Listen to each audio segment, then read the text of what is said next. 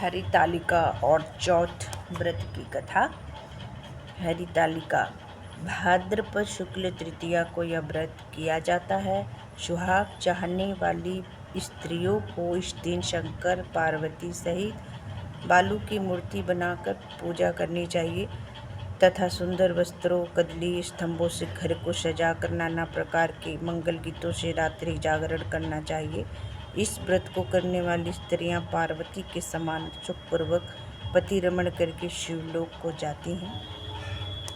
हरितालिका व्रत की कथा। शंकर जी ने पार्वती को कहा कि एक बार तुमने हिमालय पर्वत पर जाकर गंगा किनारे मुझको पति रूप में पाने के लिए कठिन तपस्या की प्रारंभ की थी।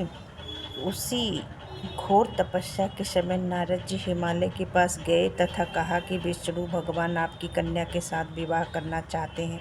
नारद की बात को तुम्हारे पिता ने स्वीकार कर लिया। फिर नारद जी विष्णु के पास गए और कहा कि आपका विवाह हिमालय ने पार्वती के साथ करने का निश्चय किया है, आप इसकी स्वीकृति दे दें। नारद जी के जाने के पश्चात पिता हिमालय ने तुम्हें भगवान विष्णु के साथ निश्चित किया गया विवाह संबंध बतलाया। यह बात भगवान विष्णु के साथ निश्चित किया गया विवाह संबंध बतलाया। यह बात विष्णु के साथ निश्चित किया गया तो सुनकर तुम्हें अत्यंत दुख हुआ। एक सखी के द्वारा दुख का कारण पूछे जाने पर तुमने कहा कि मैं इधर भगवान शंकर के साथ विवाह करने के लिए कठिन तपस्या कर रही हूँ और उधर हमारे पिताजी विष्णु साथ संबंध करना चाहते हैं। तुम्हें मेरी सहायता करनी चाहिए, तुम मेरी सहायता करो, अन्यथा मैं प्राण त्याग दूंगी। सखी ने धीरज देते हुए कहा, मैं तुम्हें ऐसे वन में ले चलूँगी कि तुम्हारे पिता को पता न चलेगा। इस प्रकार तुम सखी सम्मति से घने जंगल में गई। इधर तुम्हारे पिता हिमालय घर में इधर उधर खोजने लगे, पर जब तुम्हें न पाए तो बहुत सा दुख हुआ, चिंतित हुए, क्योंकि नारद से विष्णु जी के साथ विवाह करने को मान लिए थे। वचन भंग की चिंता ने उन्हें मूर्छित कर दिया।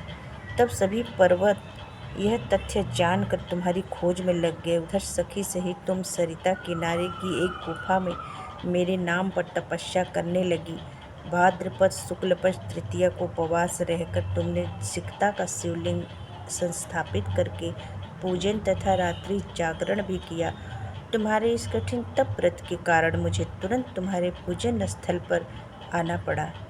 तुम्हारी मांग तथा इच्छा के अनुसार तुमको मुझे अर्धांगिनी के रूप में स्वीकार करना पड़ा। तत्पश्चात मैं तुरंत कैलाश पर्वत पर चला गया।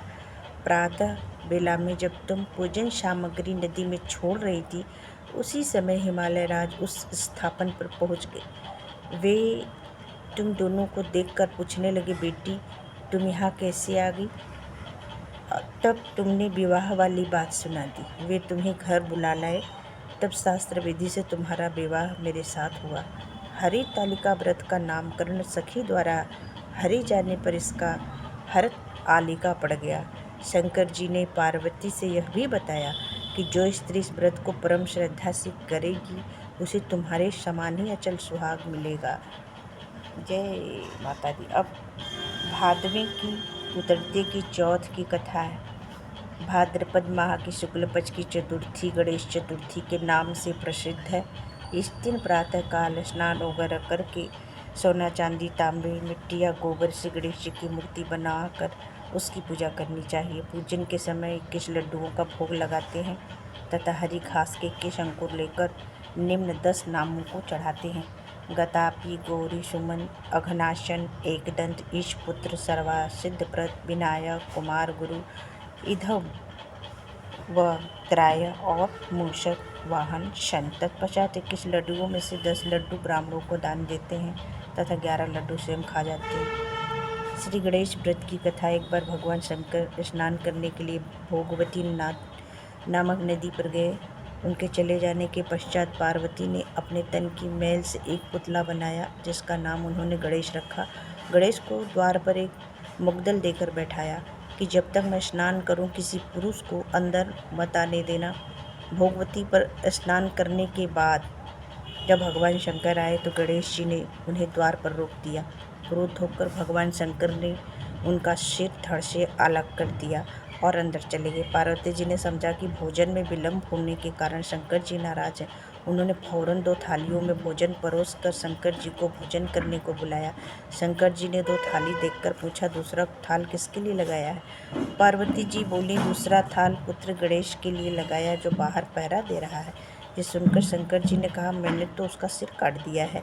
ये सुनकर पार्वती जी बहुत दुखी हुई और प्रिय पुत्र गणेश जी को पुनः जीवित करने की प्रार्थना करने लगी।